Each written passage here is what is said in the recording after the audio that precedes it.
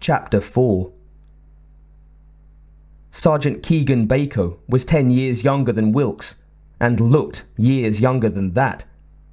He had a baby face and a blonde's complexion, fair and unwrinkled. Wilks guessed that Bako had only had to shave every other day, if that, to keep with military office standard. The two men sat in Bako's office, separated by a desk covered with paper flimsies and plastic food wrappers.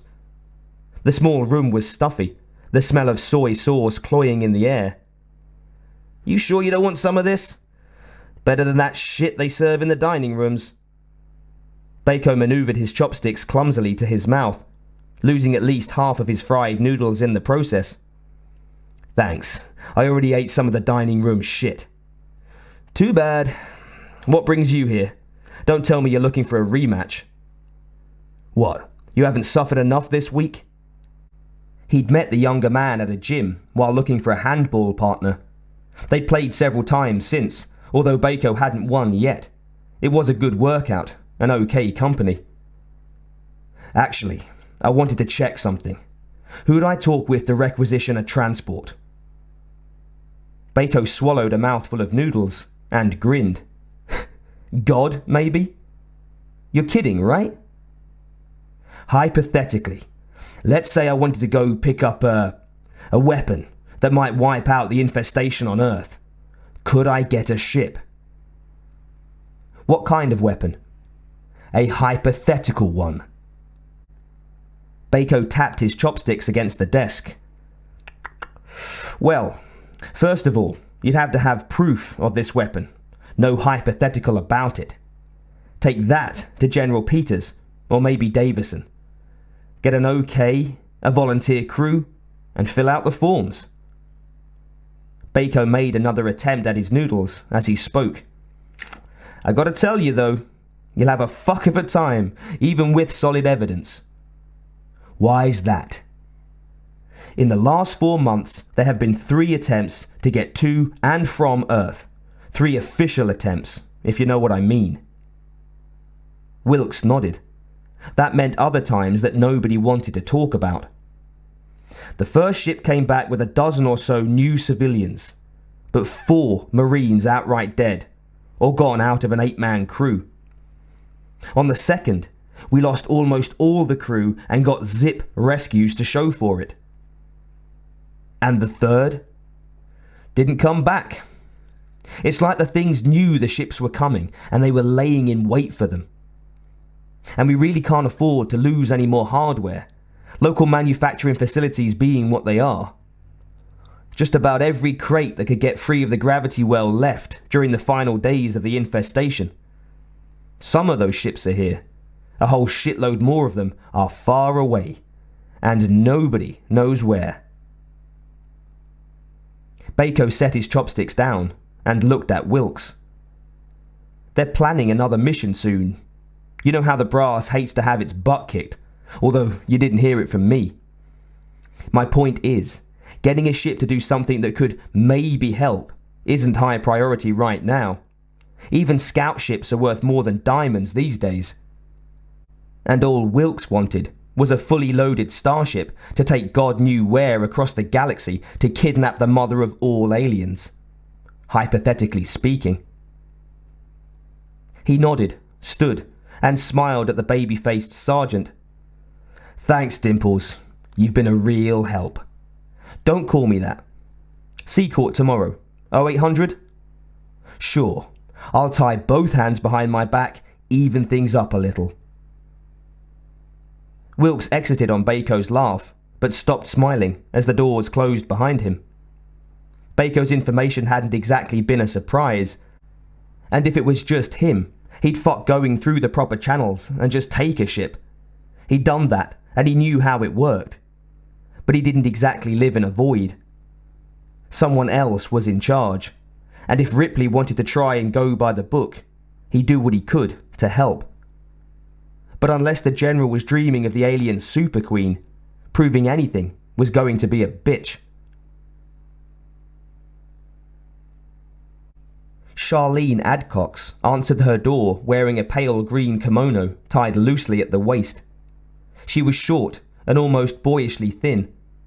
Her close-cropped hair and sharp features made her look oddly masculine, in spite of the gown she wore. Billie caught a scent of perfume, light and flowery.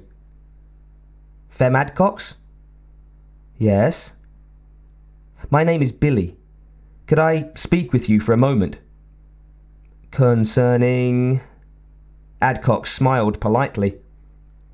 Billie took a deep breath. "It's about the dreams," she said. Adcox paused, then moved back from the door, her smile gone. Billie stepped in. The room was larger than her own, decorated with Japanese prints and sparse, simple furniture. Adcox motioned to a futon for Billie to sit down, and seated herself across from her on a small wooden bench. "How did you get my name?" Billie hesitated. The psych files were classified, but an elaborate lie would eventually be found out by anyone who they helped enlist. "There are others having the same dream," she said. "Some of us rascaled the psychiatric files." Adcox nodded. "Okay," she said. The young lieutenant seemed more relieved than anything else, which Billie understood. "How many others?" "We can't tell for sure. Upwards of 50, at least. They're all the same. They're transmissions, not dreams. The aliens are telepathic or empathic, whatever. It ain't coincidence." Adcox offered her a weak smile. "No, it doesn't sound like it. What do you want from me?" Billie pulled an infosphere from her pocket. "You can tell me where you think she is," she said. "There are several possibilities described in these files. Only a few of us seem to be able to see the location in the dreams, and you're one of them. We want to find her." Adcox tensed slightly. "To kill her?" "Yes, her and her children." Adcox reached out and took the sphere from Billie. "Call me Shah," she said.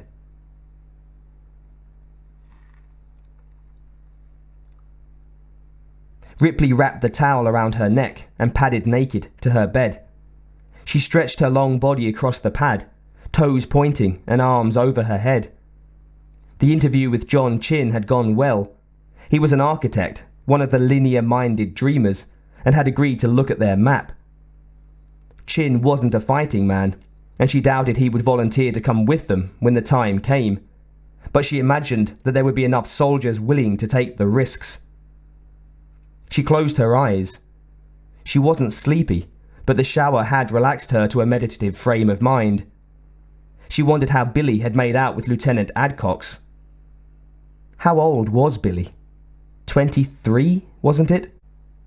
In October of Ripley's 23rd year, she had given birth to a beautiful, squalling, perfect little girl. Amanda Tay. Amy. Ripley let her mind fall deeper into the memory. "Shh, Amanda. Little sweet Amanda." She repeated the words over and over, a soft, lulling mantra to the newborn she held. The hospital room was dimly lit and done in soft colours. She had never met, and would never meet, the father. She had gone to a clinic, safer and neater for her single life. Except now she was a mommy. When the nurse laid the tiny child in her arms, Ripley had wept. She was so beautiful, so quiet and sleepy and tiny. Perfect little fingers and nails, a perfect beautiful head of dark silky hair. The labour had been hard and long, but it was worth it. "Shh, little baby, sweet Amanda," she crooned, wondering how she could ever show her daughter how much she loved her, with this love that could move mountains. A man's face suddenly appeared a few inches from her own, frowning, his hand reaching out to touch her. Ripley yelped, sat up in the bed, eyes wide. She covered herself with the towel and looked around the room. No one. But that face, that was... The man's face had been in her head, in her daydream, and it had been... Bishop. Ripley shook her head. The android, the one with the soldiers, decades after her daughter had been born, years after her mother had failed to get home in time for her birthday. Where had that come from? Bishop. She hadn't thought of him for a long time. The last time was... She had seen him last... No good. Her pleasant wanderings had gotten weird somewhere. Maybe the strain of everything was getting to be too much to handle. Ripley sighed, confused and frustrated by her inability to know her own mind. Maybe she was tired after all. Ripley stood and reached for a coverall. She didn't feel like being naked anymore.